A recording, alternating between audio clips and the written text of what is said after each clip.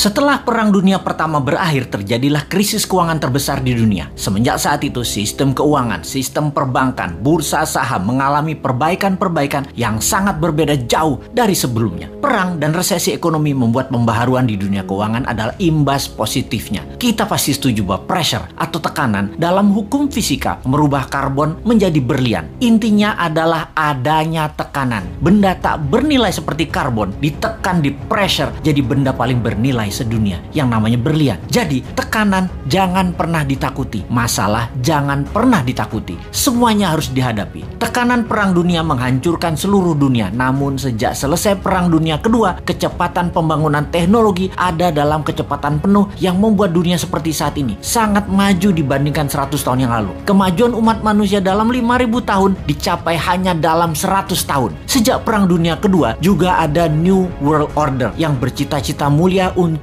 tidak ada lagi Perang Dunia Ketiga, ingin membuat dunia damai. Dan New World Order tadi di bawah kendali negara pemenang Perang Dunia Kedua, yaitu Amerika dan sekutunya. Lalu sejak tahun 2013 dunia punya penantang baru, penantang New World Order, namanya Tiongkok. Selama 300 tahunan Tiongkok menguasai perdagangan. Tiongkok kemudian dikerjain sama Eropa di awal abad 20, dihajar Jepang, sehingga dalam 200 terakhir penjajahan Eropa membawa kemunduran bagi Tiongkok. Deng Xiaoping kemudian punya ambisi besar, yaitu rebut kembali perdagangan dunia di bawah kendali Tiongkok. Dan kemudian faktanya adalah dalam 40 tahun, sejak tahun 1989 hingga saat ini, Tiongkok membuktikan telah menjadi negara perdagangan nomor 1 di dunia lagi. Menjadi negara kedua terkaya di bawah Amerika. Dan di tahun 2013, Tiongkok mulai ekspansi ekonominya. Strategi mencaplok ekonomi itu namanya BRI atau Belt Road Initiative, atau juga dikenal dengan nama lain, OBOR, One Belt One Road. Dunia diikat atau di belt menjadi satu, semuanya ke arah Beijing. Negara di bawah Tiongkok diperlakukan seperti provinsinya Tiongkok, sampai menggunakan yuan mata uangnya. Banyak negara Afrika, Asia, Amerika Latin yang mulai dikendalikannya. Memang ekonominya negara tersebut terlihat maju, tetapi hanya fisiknya saja yang maju, yaitu gedung, jalanan, namun kedaulatannya terambil, terutama uangnya. Sungguh, darahnya ekonomi adalah uang, dan uangnya itu harus pakai yuan. Di tahun 2016, seorang Sontoloyo yang namanya Trump menang presiden di Amerika, dan selama 4 tahun terjadilah perang dagang yang dimenangkan Amerika secara telak. Tiongkok tidak tinggal diam. Globalis cabal yang sejak lama bersama mereka memilih presiden lemah yang namanya Biden dan dimenangkan. Amerika mendadak menjadi mitra Tiongkok kembali saat ini. Pada saat PKC, Partai Komunis Tiongkok, beberapa minggu yang lalu ulang tahun ke-100, Xi Jinping dengan berani mengatakan akan memenggal kepala negara yang berani membuli Tiongkok, akan mengambil kembali Taiwan, Hong Kong, dan Macau. Bukan one country two system, tetapi one country Tiongkok only, dan menyiapkan 1000 silo tempat peluncuran roket berhulu ledak nuklir. Saat ini dunia dalam keadaan Perang Dunia Ketiga melawan virus akan menjadi perang militer Perang Dunia Ketiga sesungguhnya. Pernyataan sederhana dari pakar intelijen yang mengatakan, kalau Amerika tidak serang Tiongkok sekarang, mendiamkan Tiongkok sampai 10 tahun ke depan, Amerika tidak akan pernah menang perang dengan Tiongkok. Tiap tahun Tiongkok akan semakin kuat dan semakin kuat. Indonesia bagaimana? Pepatah gajah berkelahi dengan gajah, pelanduk mati di tengahnya. Jangan sampai terjadi. Amerika dan Tiongkok berperang, jangan sampai Indonesia jadi pelanduk mati di tengahnya. Kita harus segera berdaulat. Ambil kesempatan ini untuk berdaulat. Inilah masa yang tidak ada lagi yang terbaik dibandingkan masa ini. Pertama, Bappenas membuat perhitungan dengan rinci. Berapa cost accountingnya untuk Indonesia menjadi negara superpower di tahun 2045? Berapa biayanya? Buat 3 step. Menjadi negara berdikari di tahun 2025, menjadi negara maju 10